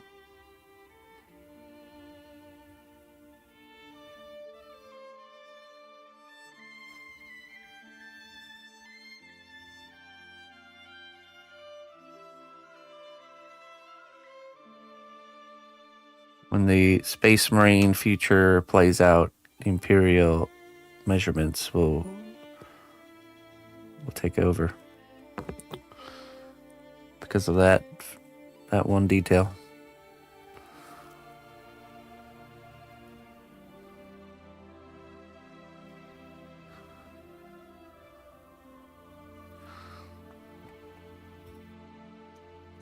I mean, what do you guys do to describe to your children what 1 centimeter is? I always say, oh, look at that. It's pretty close, actually. When Emma asks me what 1 inch is, I say, it's right there. That's 1 inch. What do you gonna do? Oh, it's about the width of your pinky.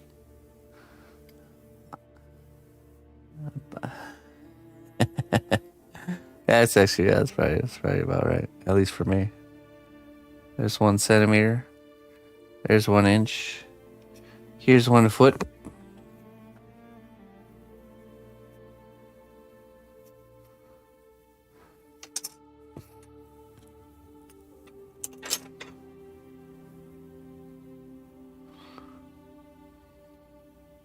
That is a 4. Show us a yard. Oh boy. Setting yourself up for a joke that I'm not going to tell you there. All right.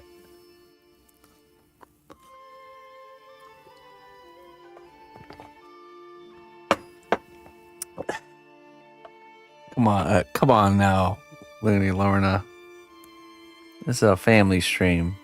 Get out of here. All right, let's see here.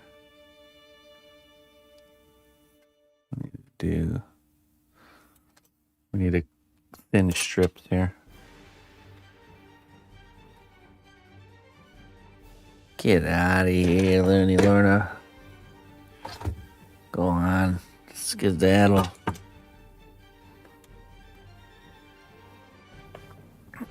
Dang hooligan.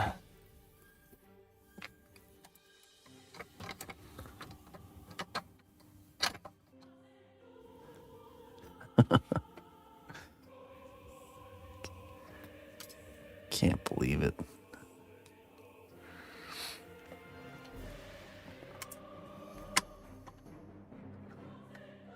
Probably from the waist down to the foot, maybe. There's really not a lot of situations that you even use a yard to measure things. Even when I do like bigger construction projects, I don't measure in yards. I measure in feet with a tape measure, you know.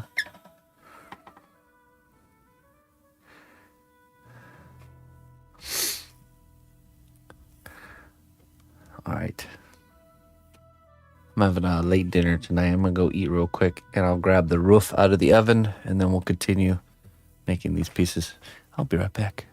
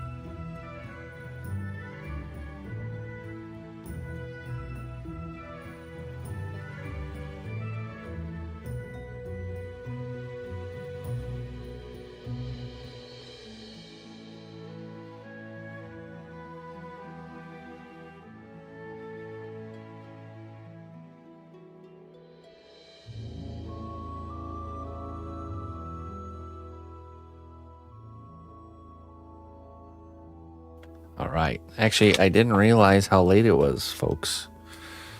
I'm going to actually just end here, and we will pick this back up in the morning.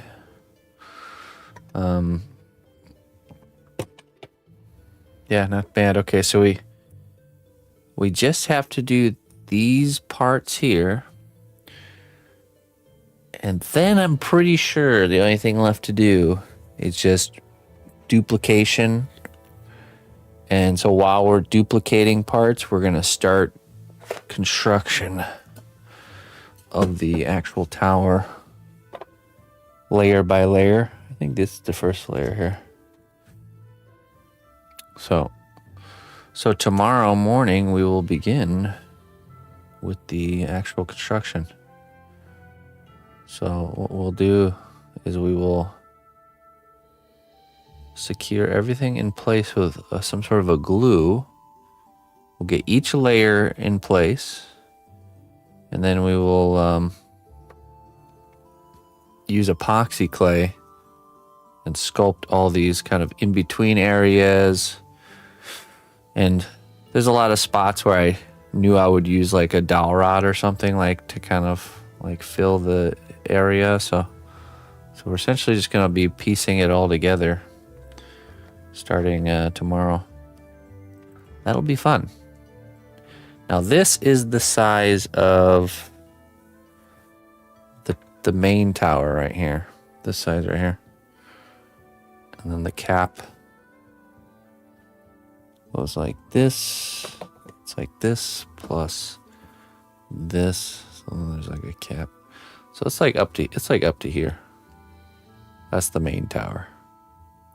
Then we got a little side structure over here. So altogether, pretty nice piece. And once we have the whole tower built, we can plan out a base for it and go from there. Not bad. All right. Let's see here. Let's find someone to read.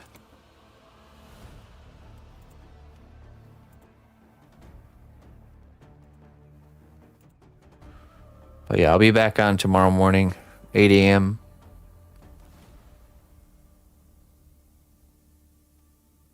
Hope to see you guys there. Remember, this Thursday is Trollheads, and this Friday is Emma's birthday party. So, Thursday morning Trollheads. We'll do a nice long stream. The day in Japan is just beginning. Konnichiwa. Good morning. Good night. I will see you in your evening. In my morning, in your evening.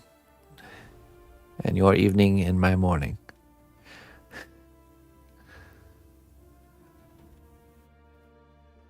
Okay, let's see here. What do we got? What can we raid? Mr. Frost. Let's go raid Mr. Frost. He's doing some creature illustration.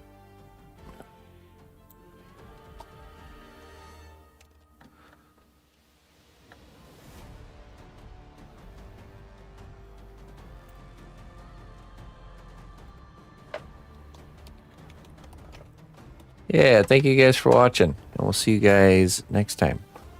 Bye-bye.